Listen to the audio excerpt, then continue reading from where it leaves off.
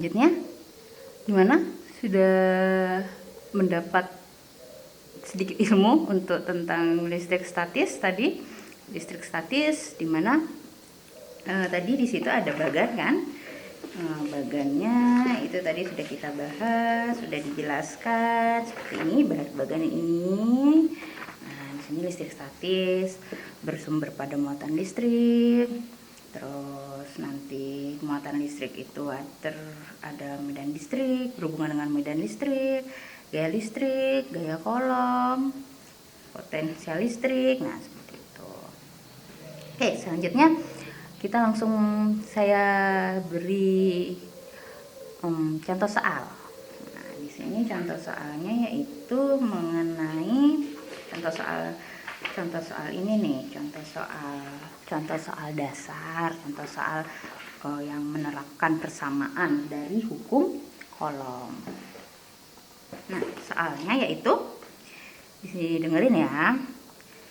3 muatan titik ditempatkan pada sumbu X seperti tampak pada gambar. Nah, nanti dilihat gambarnya, di gambarnya seperti ini.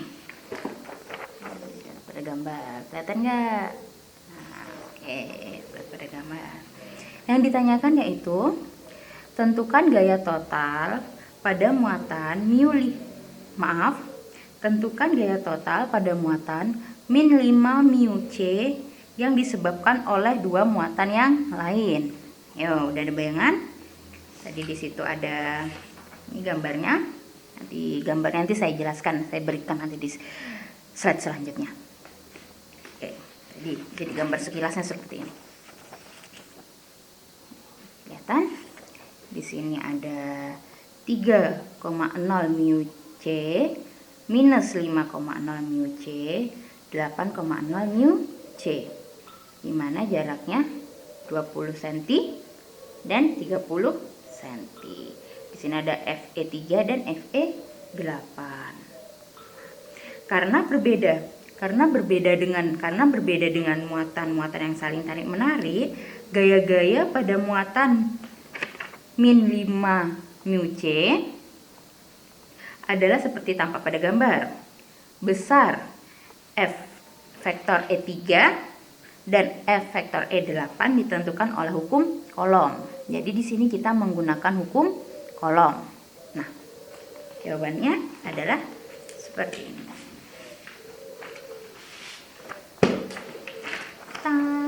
Jawaban singkatnya seperti ini. Oke, kita hanya menerapkan rumus dari hukum kolom, tinggal dimasukkan. FE3 dimasukkan di sini, hukum kolomnya tadi apa? K dikali Q1 dikali Q2 per R kuadrat. K-nya nilai konstantanya 9,0 dikali 10 pangkat 9 N dikali M kuadrat per C kuadrat. Q1-nya 3,0, terus Q2-nya 5,0 dibagi R kuadrat. R yang pertama yaitu tadi seperti di gambar, yaitu 20 cm atau 0,20 meter dikuadratkan. Didapatkan hasil 3,4 Newton. Satuannya Newton, ingat satuannya Newton. Selanjutnya itu untuk FE8. K-nya sama nilai K-nya. Q1-nya pakai yang 8,0 mu C, Q2-nya yang min 5,0. Kenapa minnya tidak ditulis? Karena dia besaran itu positif kan, 5,0.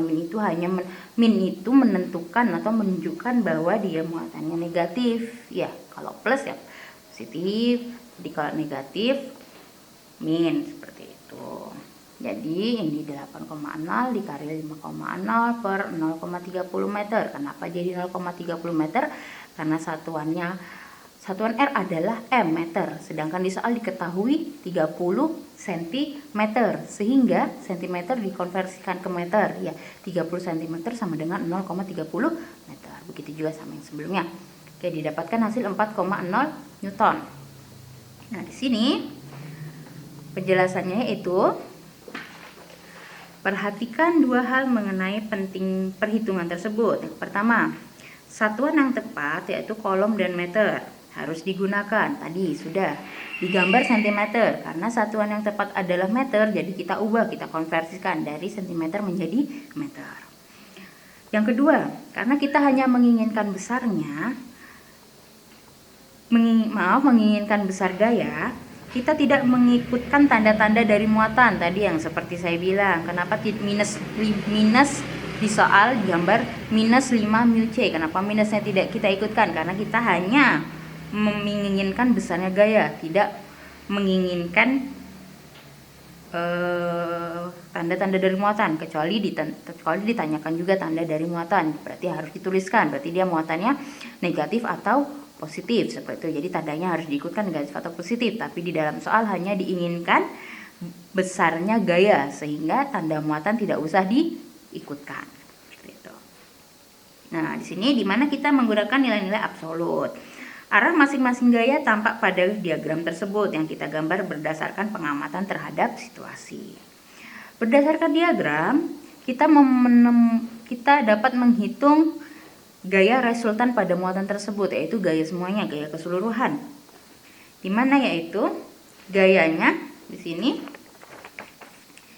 gaya resultan pada muatan pusat Fe sama dengan Fe8 minus Fe3 sama dengan 4,0 Newton dikurangi 3,4 Newton. Hasilnya adalah 0,6 Newton. Jadi untuk gaya resultannya adalah 0,6 Newton dan berada pada arah X positif. Karena dia hasilnya positif. Kalau dia di sini misalnya contohnya hasilnya negatif 0,6 Newton, berarti dia berarah ke X negatif. Jelas? Kalau ada pertanyaan boleh nanti langsung ditanyakan kepada saya di ruang prodi atau pada saat kita pertemuan selanjutnya. Terima kasih. Demikian pembahasan untuk materi hukum kolom dan medan listrik. Diharapkan saya harapkan mahasiswa semua mencoba mencari atau melakukan latihan-latihan soal yang banyak. Jadi nanti pada saat kita ujian, tugas ataupun kuis ataupun UTS itu sudah banyak referensi soal. Jadi nantinya di kelas itu tidak kebingungan lagi untuk menjawab soal-soal. Oke, diharapkan untuk melatih atau latihan soal banyak, bisa dicari di googling, bisa dicari buku-buku, beli di toko buku, bisa dicari aplikasi-aplikasinya di jurnal yang berhubungan dengan listrik statis, hukum kolom, medan listrik, energi potensial, seperti itu. Oke, terima kasih atas perhatiannya. Sampai jumpa minggu depan untuk materi selanjutnya untuk mata kuliah fisika teknik. Terima kasih. Wassalamualaikum warahmatullahi wabarakatuh.